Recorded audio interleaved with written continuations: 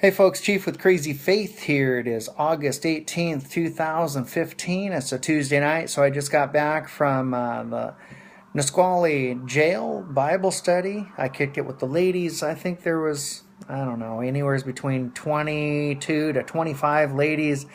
I was in cells 14 and 15, and we had a phenomenal night. We need to continue to pray for the men's side of things.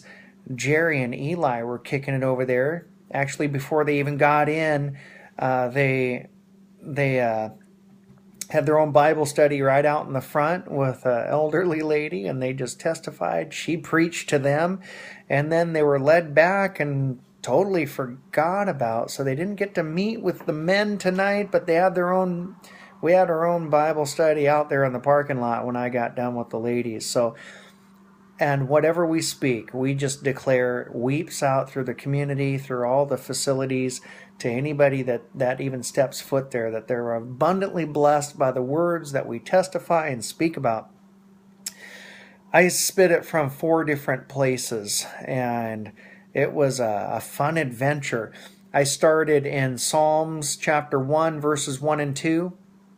I kicked it over to 1 Peter chapter 5, verses actually 6 through 9. I'll read that in a minute.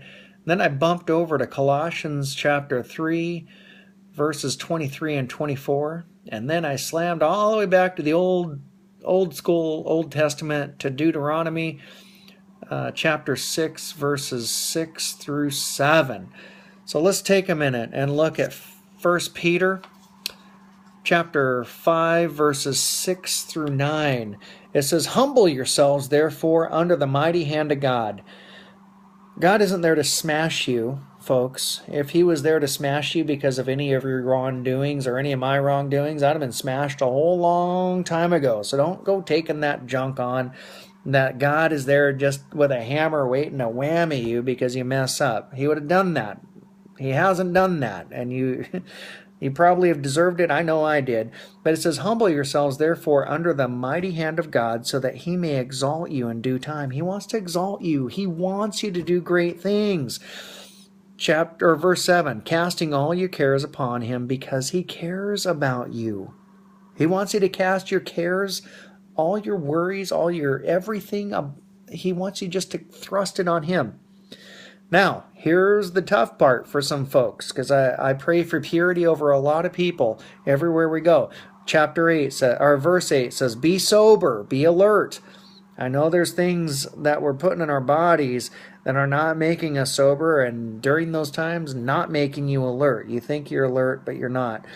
So be sober, be alert. Your adversary, the devil, is prowling around like a roaring lion, looking for anyone he can devour. Anyone. That's you. Anyone he can devour.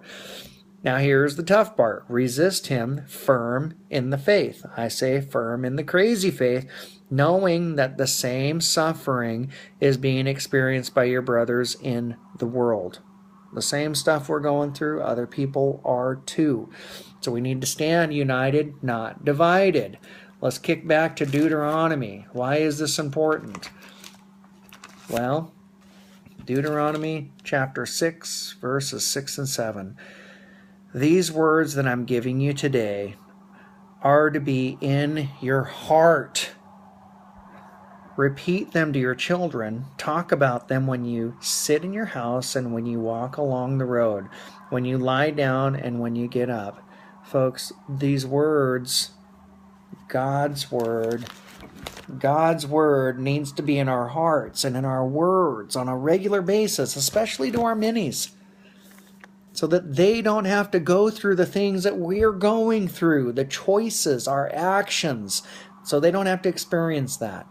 If we share ahead of time and God's love exudes through us, through our words that we learn from his word, they're going to have an easier path.